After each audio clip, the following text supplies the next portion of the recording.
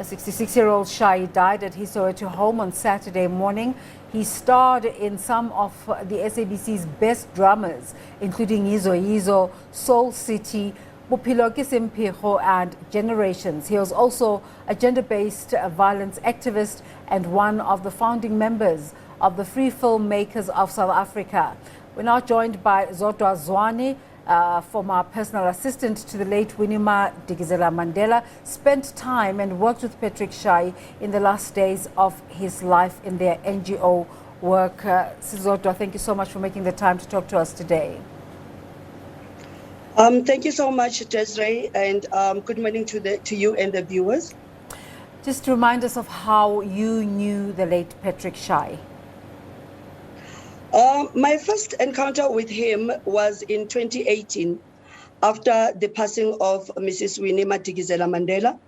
He had a meeting with the late Yizo Mandela, the ambassador, and in the meeting they were actually talking about, you know, the gender-based violence, and of course what he intended doing.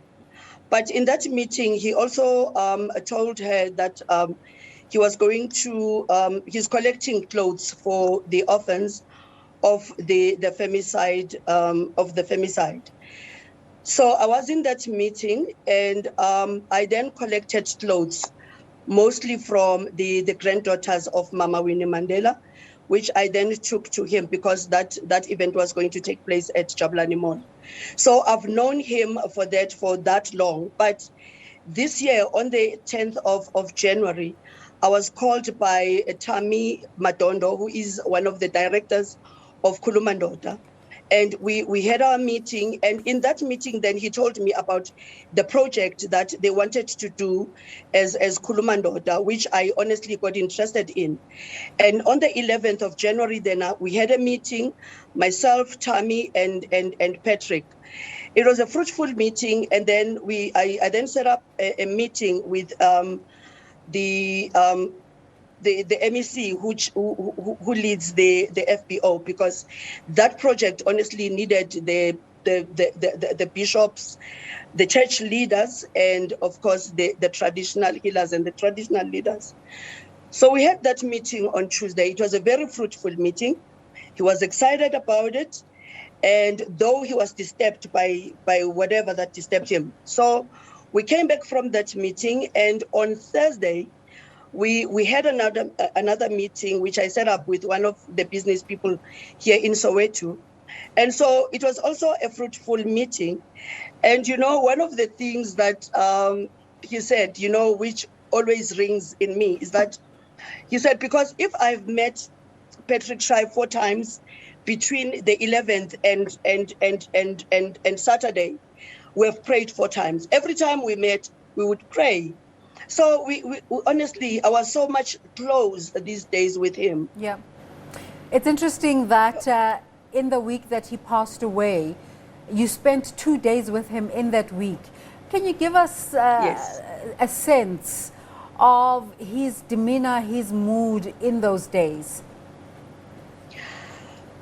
You know, it is because he told me he's hurting, he's disturbed, he's made this mistake, and he explained.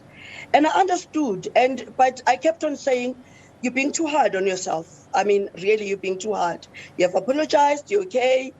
And he would be like, okay, and go back to it, you know, to the hurt and talk about it, but also be excited about this project, and kept on saying, I don't want to be the face of this project. I don't even want to be doing the interviews of this project. Sizota, can you continue, you know, to do the interviews? I said, no, it is your baby. You've come up with this. It's a very good project. You have to do it. And he said, I wouldn't want to do that. I would like you to continue doing it.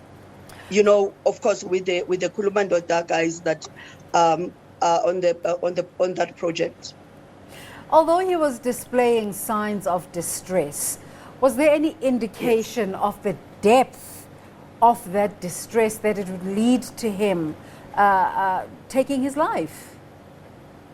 Not at all, because, you know, he was this outspoken person. But, you know, I keep on hearing him saying, Sizotho, you don't understand, the pain is too deep. You don't understand. The pain is too deep. And I think really I didn't understand. The pain was too deep. Yeah. But other than that, he was a jolly person.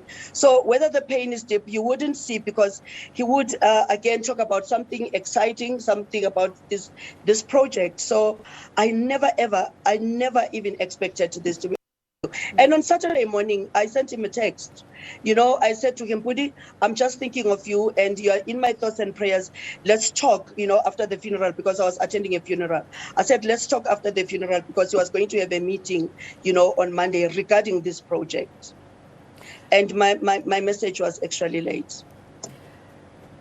How unfortunate. I'm going to ask you a question, and you can tell me if you can't answer it, but a lot of people have been asking this question, to say, when you work in environments like Kulumandoda, or in the NGO space, and encouraging other people to face their demons, to face things that are troubling them, the assumption is that you have all the resources you need when you are in need. What kind of support can we give people who are predisposed or who are thinking about suicide? What kind of motivation can be given to people like these? Desiree, I think those people need more support than we can imagine. And they need to go for deep briefing, now and then, because there's a lot that they take in. And when they face their own problems, sometimes others, honestly speaking, they probably would be shy to go to people and say, I have this kind of a problem. But believe you me, there's a case that I've been dealing with these days. And I think there are a few people said to me, Sizotwa, I think you need counseling. You need to speak. You need to talk to somebody about this, because it's too much on you. And I've been taking that for granted and thinking that, well, I can handle this. But, after this, then I realized that, yes, I do need debriefing. I need now and then to talk to somebody, to let it out, because it becomes too much. I mean, you could be having problems of your own, and you're listening to other people's problems. And how can you on earth handle that? Yeah. Those people really need that kind of support and help. Sizotwa, I'm going to ask you another question, just taking advantage of having you here. And, Umamwini comes up every now and again in public conversations, in public discourse. The latest being when Archbishop Desmond Tutu passed away, and her name came into that conversation about how he dealt with her during the Truth and Reconciliation Commission. Having worked with her all the years you did, how would she have taken the passing of Archbishop Desmond Tutu? To be honest with you, Daisy, I'm not comfortable answering that.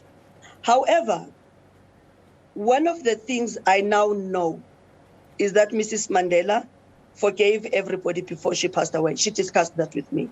She told me, Zodwa, I think I said that in my speech, the first word. So if she would have forgiven all the people that had her at the time, by the passing by the time Bishop Tutu passed away, I wouldn't know.